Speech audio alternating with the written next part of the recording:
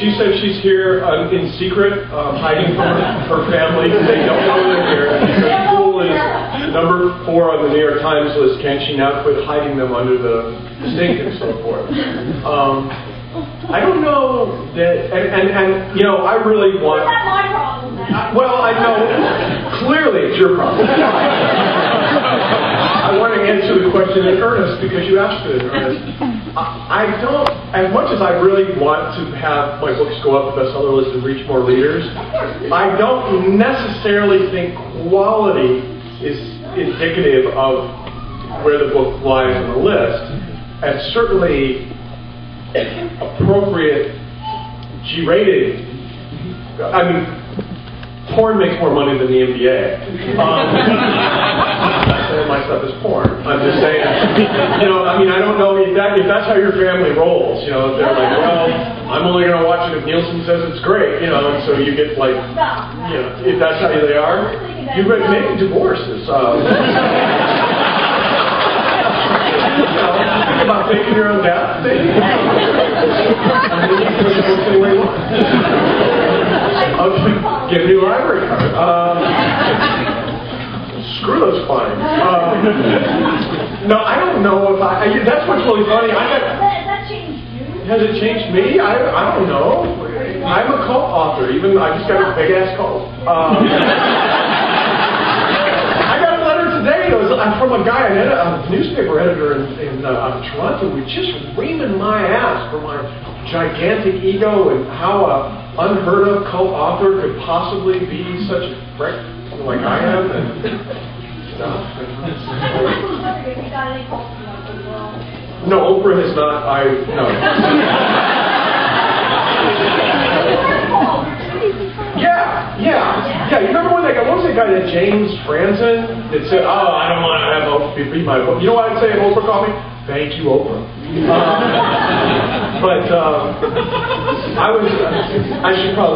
I'm going to talk a little while later. I was in New York one time when a woman, one of the authors at my publisher was going to be the Oprah book. And she was like this woman who lived in rural Mississippi and like lived on $5,000 a year. Seriously, I don't know who she was because I don't follow Oprah books. But, so, Oprah doesn't just call, and Oprah's people don't just call and say, you're going to be the pick. They call and go, we're thinking about you're going to be the pick. And then they go, but we would like to talk to the author first because they're... And I'm like, oh, no pressure there. You know? I live in rural Mississippi at poverty wages, and suddenly Oprah calls and I am about to either be a millionaire or the person who has to keep telling everybody, no, Oprah called. Yeah, be all toothless and shit holding your 3 books in a box. What I'm sure my future is going to be at any given moment. You know. No, I don't. No, I don't know. I mean, there's a whole bunch of people here that will line up in a few minutes and tell me, "Wow, we like what you do," and that's a great thing, and I'm very grateful for it. And also that you guys buy books because I got it too. But at the end of the day, I still got to go back. I still sit in a room by myself for a year, making clicky noises on the keyboard, and it's not like you don't get a ginormous ego doing that. I don't understand people who do, because it's like you really realize you don't know anything every time you face the page. I'm not oriented that way. If it happens, I trust all you guys email me and tell me, hey, dial it back. It's like, no, so far, I don't know, you be the judge. Quite absolutely.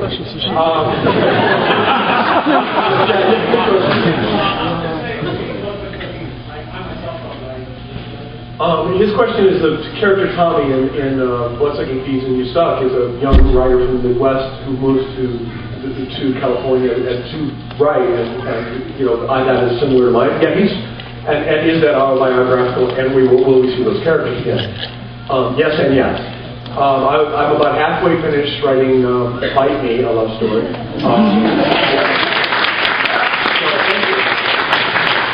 Good. You can keep the house. And it's because you guys wrote me and said you want it. There'll be more Abby Normal in this one, who is partially a narrator in the last one. But Jody and Tommy will be back, and it begins with the huge shaved vampire cat Chet menacing the city of San Francisco. So, yeah. Well, with the return of Chet, will Muhammad and Alvin make it? Oh, he's talking about these, spoiler, these characters in a Dirty Job. I don't know about doing a sequel to Dirty Job. I'm certainly not close to it. I really liked writing those characters.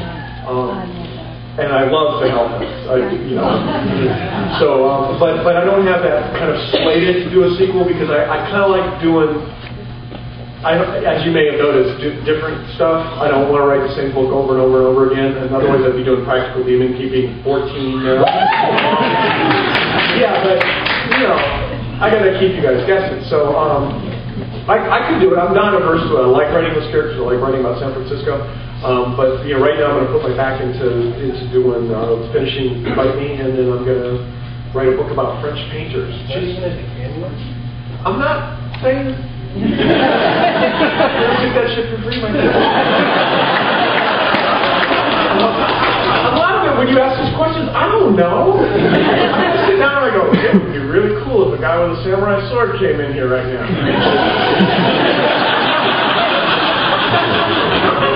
I mean, really, there's a lot of, it's like, and the people go, well, what was your motivation for putting that on? Like, I thought it would be funny. To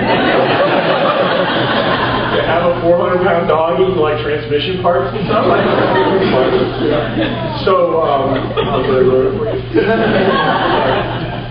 Well, when you pay for death, you can read that part.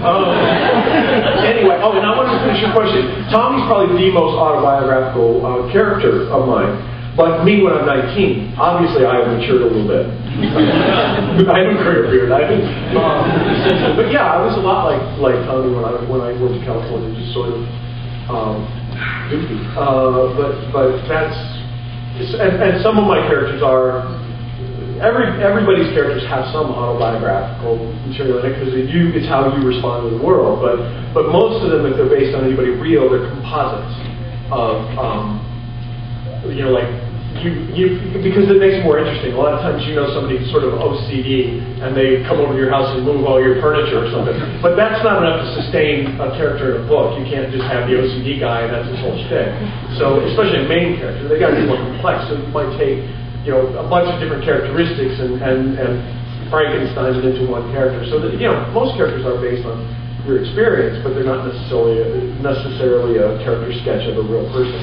The Emperor in the San Francisco books is based on a historical figure, Emperor Norton from the 1860s, and who was really a homeless guy who declared himself Emperor of San Francisco. And the city of San Francisco went, okay. It's kind of a cool story, even though you didn't ask. His name was Joshua Norton. He came to San Francisco in the 1860s to make his fortune, like many people did.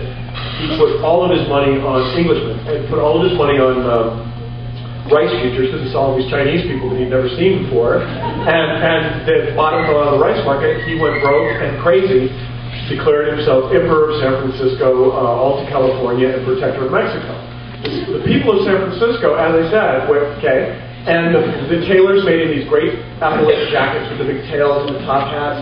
The printers would print his proclamations and, in fact, printed currency with his picture on it. And he could use it, only he, to get hotel rooms or buy meals. There were two dogs named Lumber and Lazarus, also adopted by the city of San Francisco, but they weren't really the Emperor's dogs, they were contemporaneous to him. And if you go to the base of the Transamerica Pyramid, there's a little redwood forest that they put in there just because if you live in the city, it'll make you feel bad. Just like, oh, a tree. But were you listening? Oh, sorry. So, and there's a plaque to Bummer and Lazarus. Mark Twain wrote Bummer's obituary, and the character of the king in Huckleberry Finn he's an eccentric Englishman, is based on Emperor Norton. So, I'm not the only one stealing that stuff.